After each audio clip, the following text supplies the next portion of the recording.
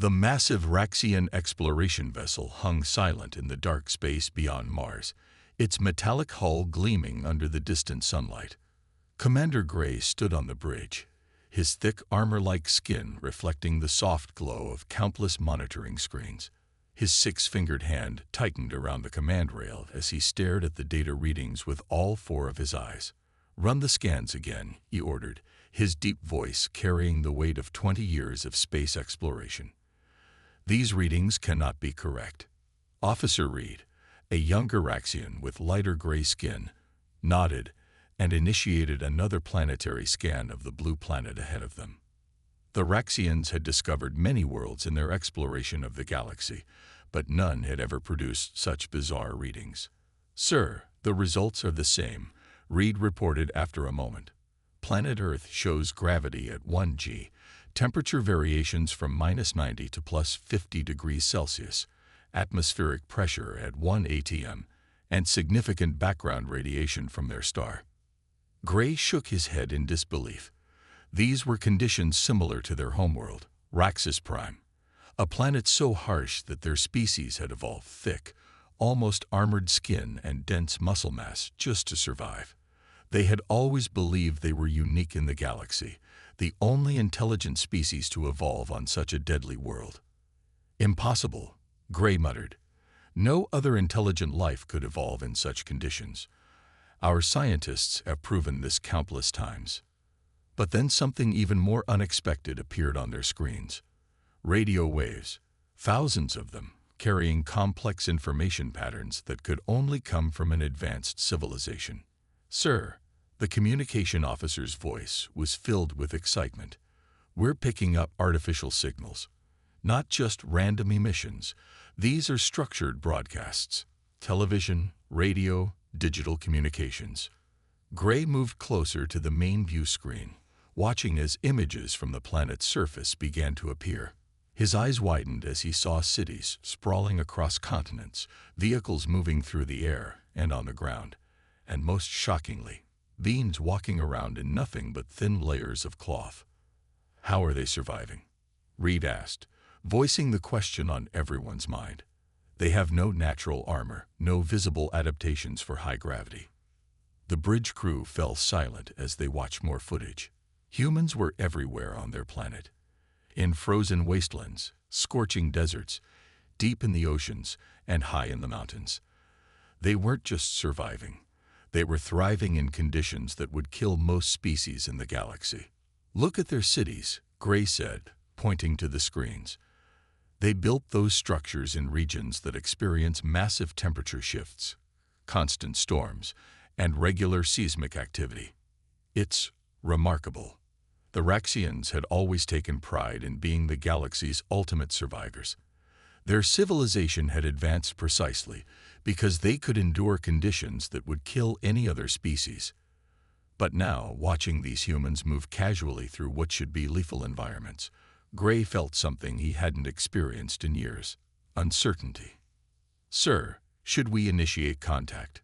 Reed asked, his voice nervous but excited. Gray stood silent for a long moment, considering the implications. Their mission had been to explore this sector of space, looking for habitable worlds and possible resources. Instead, they had found something unprecedented, another species that could match or even exceed their own physical resilience. "No," Gray finally decided. "We need more information first. Launch our stealth observation satellites. I want to know everything about these humans before we reveal ourselves. Their technology level, their social structures, their military capabilities." As the orders were carried out, Gray couldn't help but feel a mix of emotions. There was professional curiosity, yes, but also a hint of concern. If humans had evolved on a world as harsh as Earth, what else were they capable of? "Begin full surveillance," he commanded, "and send a priority message to High Command. They need to know that we're not alone anymore. The galaxy has another Deathworld species, and they might be even tougher than we are." The bridge hummed with activity as the crew carried out their orders, all of them stealing glances at the blue planet on their screens. None of them knew it yet, but this discovery would change the course of both their civilizations forever. 3 weeks had passed since the Raxian ship first discovered Earth, and Commander Gray couldn't believe what their stealth satellites were showing him. He stood in the ship's observation room, surrounded by holographic displays of human activities from across the planet. "Play the desert recording again," he ordered, and the main screen lit up with footage from Earth's Sahara Desert. The video showed a group of humans crossing the vast, sandy wasteland. They were walking through temperatures that would cook most alien species alive, carrying heavy packs on their backs. What amazed Gray most was that they called this adventure tourism. These humans are willingly going into one of the most hostile environments on their planet, for fun. Officer Reed asked, his voice filled with disbelief. "That's not even the most surprising thing," responded Gray, switching to another feed. "Look at this." The screen changed to show a human settlement high in the mountains, where the air was so thin that most species would suffocate within minutes. Yet there were humans living there, farming on terraced fields, children playing in the thin air as if it was perfectly normal. "Sir, you need to see this new footage from their oceans," called out the sensor officer.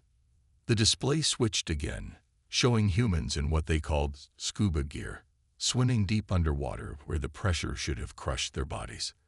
They were examining coral reefs, taking samples, and even appeared to be enjoying themselves. "How is this possible?" Gray muttered, more to himself than his crew. Their bodies show no signs of special adaptations, no natural armor, no extra lung capacity, no obvious genetic modifications. They're so fragile-looking. Just then, another recording caught his attention. It showed a human city in what they called Canada during something humans referred to as winter. The temperature was well below freezing, yet humans were going about their daily lives. Some were even engaging in recreational activities on the ice and snow. "Look at their clothing," Reed pointed out. "It's so thin compared to our environmental suits, but they're surviving temperatures that would freeze most species solid." Gray nodded, his 4 eyes narrowing as he studied the footage. "They don't adapt their bodies to the environment like we did. They adapt their environment to themselves, and when they can't, they create simple tools to bridge the gap." The screens continued to show more examples of human resilience. Workers in steel mills handling materials hot enough to melt metal. Scientists in Antarctica conducting research in the coldest place on Earth. And athletes pushing their bodies to what should have been impossible limits. "Sir, we've just intercepted something interesting," the communications officer called out. "They're planning something called an Iron Man competition. You need to see this." The main screen filled with images of humans swimming long distances in open water, cycling through scorching heat, and running marathons, all in one event. The Raxian crew watched in stunned silence. They're not just surviving these conditions, Gray realized, his voice filled with growing respect. They're challenging themselves to endure even more. It's like they're testing their limits constantly. A new alert popped up on one of the screens. A human was climbing what they called Mount Everest, using only basic tools and supplemental oxygen. The Raxians watched as the small figure pushed through howling winds and lethal cold, finally reaching the summit. "Commander," Reed said quietly, "I think we've been wrong about them. We evolved to survive one type of harsh environment. But humans, they've somehow adapted to survive almost anywhere." Gray nodded slowly, his military training warring with his growing fascination. These humans weren't just fellow Deathworlders. They were something else entirely. While the Raxians had become specialists in surviving their particular brand of hostile environment, humans had become adaptability specialists. "Prepare a report for High Command," Gray ordered, "but add a personal note from me. We need to rethink our approach to first contact. These humans aren't just surviving their death world. They're thriving in it. And if they can adapt to handle any environment their planet throws at them." He left the thought unfinished, but everyone on the bridge understood. If humans could master survival in every environment on Earth, what else were they capable of? The galaxy suddenly seemed a much more interesting place. The day of first contact arrived on a sunny morning in Geneva, Switzerland. The massive Raxian shuttle descended from the clouds, its hull gleaming under Earth's sun. Commander Gray stood at the ship's viewport, watching as his vessel approached the designated landing zone outside the United Nations building. Environmental suits secured. "Sir," Officer Reed reported, checking the seals on his protective gear one final time.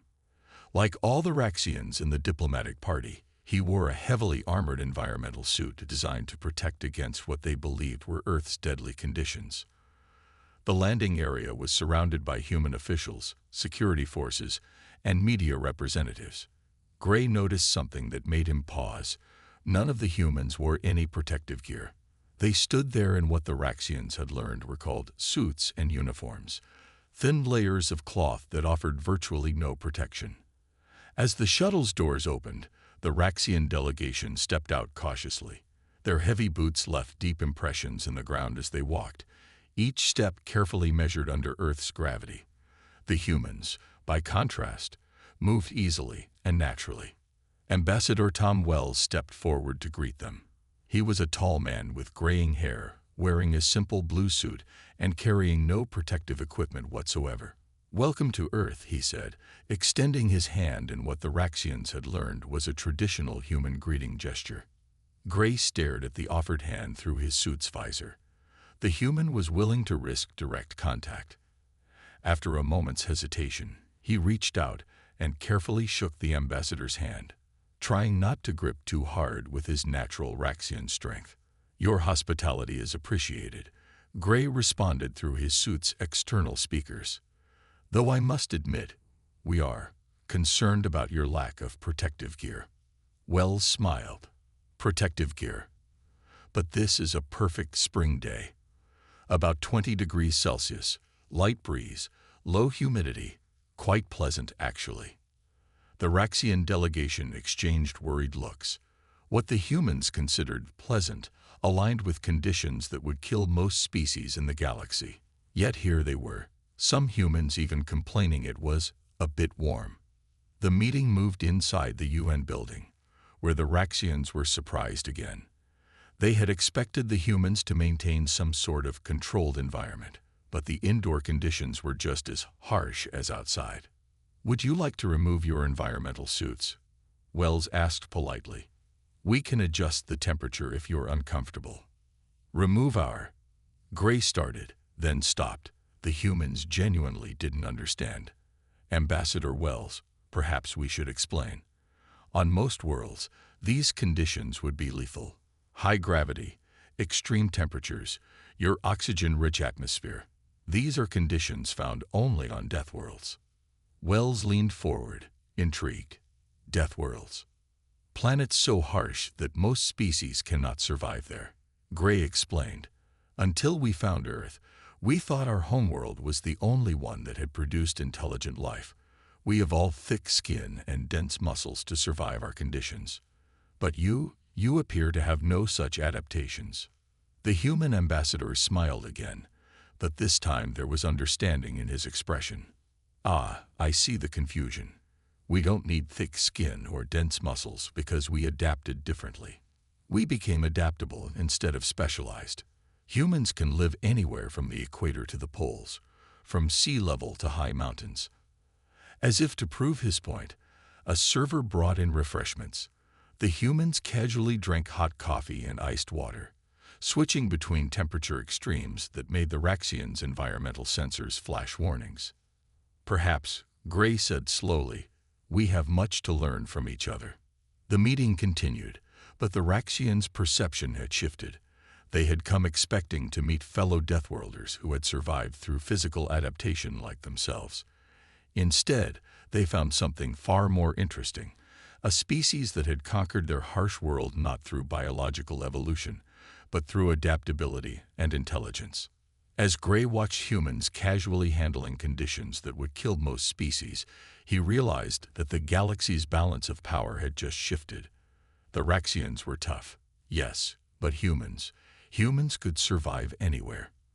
And that made them not just fellow Deathworlders, but potentially the most dangerous, and valuable allies in the galaxy. 1 month after the first contact meeting, the mood in the UN Assembly Hall was tense. General Black, the highest-ranking military officer of the Raxian fleet, stood at the podium. His massive frame, even without the environmental suit, made human security guards look small in comparison. "We have observed your species," Black announced, his deep voice carrying across the silent hall. "You claim to be adaptable. You say you can survive anywhere. We wish to put these claims to the test." Captain Jack Stone, sitting in the front row with other military representatives, leaned forward. The veteran of multiple survival training programs watched as General Black activated a holographic display. 3 challenges, Black continued. 3 environments. We will test both our species to their limits. The hologram showed 3 distinct locations. First, the deepest part of your Pacific Ocean. Second, the highest peaks of your Himalayas. Third, a high-gravity chamber on our ship. Murmurs spread through the human delegation. Some looked worried, others excited. Captain Stone smiled slightly. This was exactly what he had been hoping for. "Each team will have 3 members," Black explained.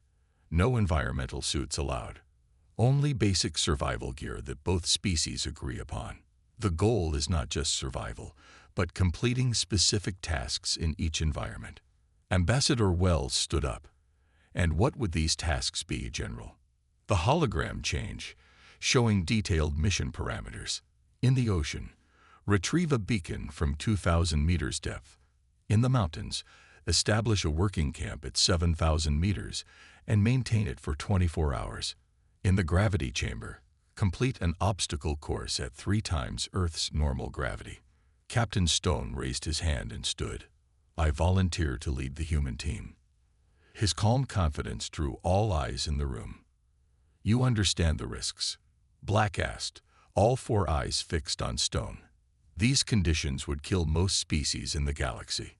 Stone walked to the podium, standing eye to eye with the massive Raxian.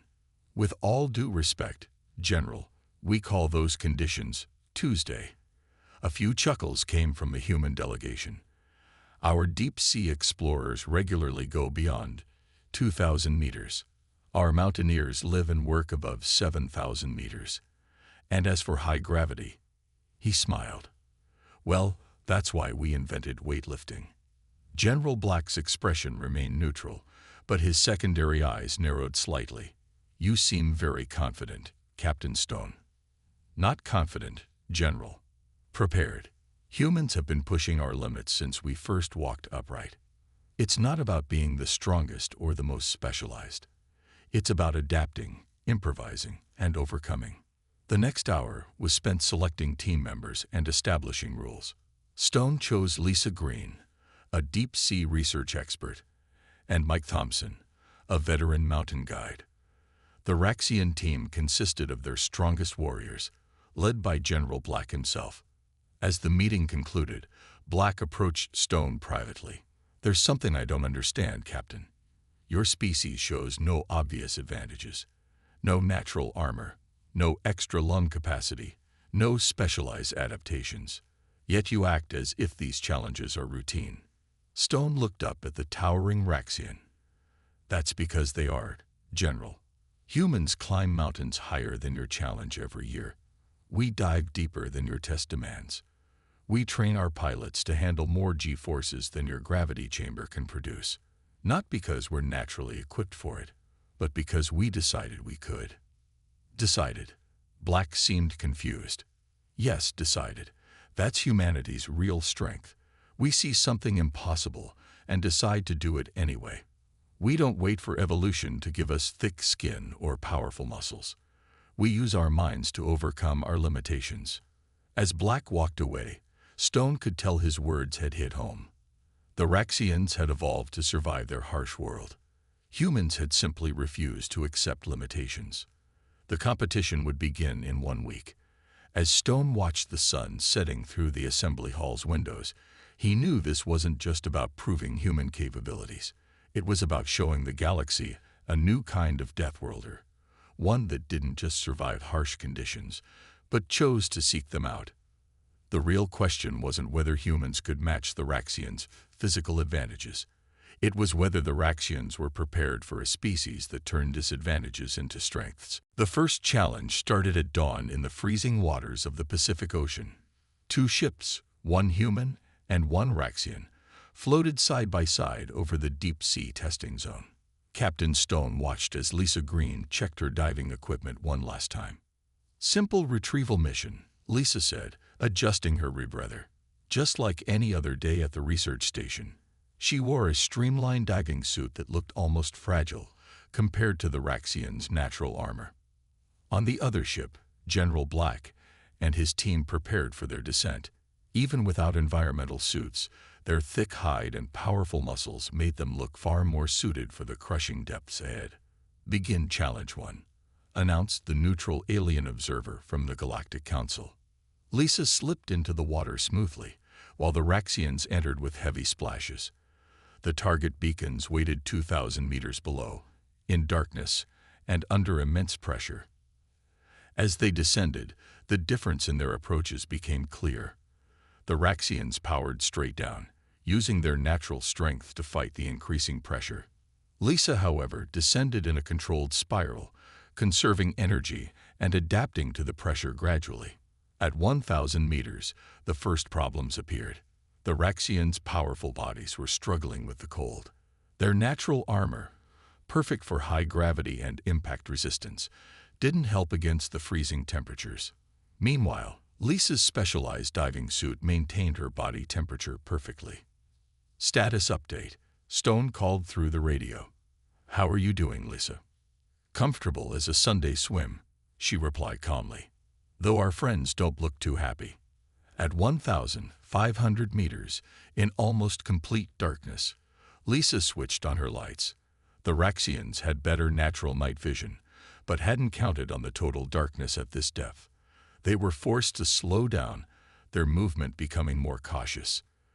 When they reached 2,000 meters, both teams faced the final challenge: locating and retrieving their beacons. The crushing pressure at this depth made every movement difficult. The Raxians' superior strength meant they could still move effectively, but they struggled to locate their target in the dark, cold environment. Lisa, however, moved with practiced ease. She'd spent years studying deep-sea environments, using human technology and technique to overcome natural limitations. She located her beacon quickly, secured it, and began her ascent. First beacon retrieved by the human team, the Galactic Council observer announced. The second challenge began high in the Himalayas. Mike Thompson led the human team's climb while the Raxians, still cold from the ocean, prepared their own ascent. "The key is steady progress," Mike explained to his teammates. "We're not racing against them. We're working with the mountain." The Raxians tried to power through the ascent, their superior strength allowing them to climb quickly at first. But as the air grew thinner and the temperature dropped, they began to struggle. Their dense muscles required more oxygen than they could get from the thin air. The human team moved slower but maintained a steady pace. They used oxygen equipment when needed and followed a carefully planned route that minimized exposure to the harsh conditions. At 7,000 meters, both teams had to establish their camps. The Raxians built a sturdy shelter quickly, but they hadn't accounted for the wind. Their first attempt was nearly blown off the mountain. Mike's team, however, used their experience to build a low-profile camp, anchored securely and positioned to deflect the brutal mountain winds. They even managed to set up a small stove for hot drinks. 24 hours at this altitude will test everyone's limits," Mike said, checking his team's oxygen levels. "But this is what humans do best. We adapt." As night fell on the mountain, the temperature dropped to lethal levels. The Raxians huddled in their rebuilt shelter, their natural resistance to cold failing them in the extreme conditions. The human team, however, had prepared for this. Their specialized gear and experience with high-altitude survival kept them relatively comfortable. Second challenge currently favors the human team, the observer noted as the night wore on. In their camp, Captain Stone smiled. 2 environments down, 1 to go. But the real test would come in the high-gravity chamber, the Raxians' home territory. The question wasn't just who would win anymore, but what both species would learn about themselves in the process. The final challenge was about to begin aboard the Raxian mothership. Captain Stone and his team stood before the high-gravity chamber, watching as technicians made final adjustments. The chamber was a massive room with an obstacle course that looked like something from a military training facility. 3 times Earth's gravity, General Black announced, now looking more confident in his natural environment. Let's see how your adaptability holds up against raw power. But before either team could enter the chamber, emergency alarms blared throughout the ship. Red lights flashed as the ship's AI announced. Warning. Incoming solar flare detected. Radiation shields failing in sections 12 through 15. The Raxian crew rushed to their stations. General Black's face showed real concern. The radiation will be lethal if the shields fail. We need to reach the auxiliary control room to activate the backup shields, but it's in Section 14, an area that will be flooded with radiation. How long do we have? Stone asked, immediately switching from competitor to crisis mode. 10 minutes before radiation reaches lethal levels, Black replied. But the auxiliary controls are in a section already experiencing 3 times normal gravity due to system malfunction. My people are strong, but even we need special preparation to handle that environment. We don't have time. Stone looked at his team, then back at Black. We'll do it. Impossible. Black protested. You couldn't even. General, Stone interrupted. Your ship has 3,000 crew members. We don't have time to argue. My team has been training for the gravity challenge anyway. We're as ready as we'll ever be. Before Black could respond, Stone turned to his team. Lisa, Mike, we've trained for this. The only difference is now it's real. They quickly donned the minimal protective gear they prepared for the challenge. Stone looked at the ship's layout on a nearby screen. We need to crawl under the radiation zone. The ceiling height gives us about 3 feet of safe space at floor level. The gravity will make that crawl feel like moving with a car on your back, Mike noted. Then we'll move like we've got a car on our back, Lisa replied, already getting into position. They began their advance into the affected section. The moment they crossed the threshold, the increased gravity hit them like a physical blow. But they prepared for this. Months of training in high-gravity chambers on Earth had strengthened their bodies and taught them how to move efficiently. The radiation alarms grew louder as they crawled through the corridor. Above them, the deadly radiation levels were rising, but the small space near the floor remained relatively safe. The triple gravity made every movement exhausting, but they pushed forward. 5 minutes until critical radiation levels, the ship's AI announced. Sweat poured down their faces as they reached the auxiliary control room. The simple act of standing up in the triple gravity took enormous effort. Stone's hand shook as he tried to operate the control panel. The panel needs 2 people, he shouted. The controls are too far apart for one person to reach in this gravity. Lisa and Mike pushed themselves up, their muscles screaming in protest. Together, the 3 of them spread out across the control panel. Following the emergency instructions, they simultaneously activated different sections of the backup shields. 2 minutes until critical radiation levels, the AI warned. Almost there, Stone grunted, his arms feeling like they were made of lead. Just need to align the field generators. With a final effort, they completed the activation sequence. The ship hummed as the backup shields came online. Radiation shields restored. Threat level returning to normal, the AI announced. The 3 humans collapsed to the floor, exhausted but alive. Minutes later, General Black and his team reached them, wearing their heavy-duty environmental suits. You did it, Black said, his voice filled with newfound respect. You actually did it. Stone managed a tired smile. Like I said, it's not about being the strongest. It's about adapting to whatever the universe throws at you. As medical teams arrived to check on them, Stone saw something change in the Raxians' eyes. They had come to prove their superiority as Deathworlders, but instead had discovered something more valuable: the true meaning of adaptation and survival. The competition no longer seemed important. In facing a real crisis, both species had learned that survival wasn't about who was strongest or most specialized. It was about working together and using every advantage, no matter how small. 2 days after the radiation shield crisis, representatives from both species gathered in the Raxian mothership's main conference room. The formal competition had been forgotten in light of recent events, but something more important had taken its place. Captain Stone sat beside General Black, both still showing signs of fatigue from their recent ordeal. Ambassador Wells and the Raxian High Command joined them via holographic projection. The room buzzed with an energy that felt different from their first meeting. Gone was the competitive tension, replaced by mutual respect. What we witnessed during the crisis, General Black began, his voice carrying across the quiet room, was something our scientists believed impossible. Humans not only survived but performed complex tasks in conditions that should have broken their bodies. Stone glanced at his team members, Lisa and Mike, who sat proudly despite their lingering exhaustion. Their actions had changed everything. But more importantly, Black continued, they showed us something we had forgotten in our pride as Deathworlders. True survival isn't about being the strongest or most naturally adapted. It's about the ability to face the unknown and overcome it. Ambassador Wells nodded. Both our species evolved on harsh worlds, but we took different paths.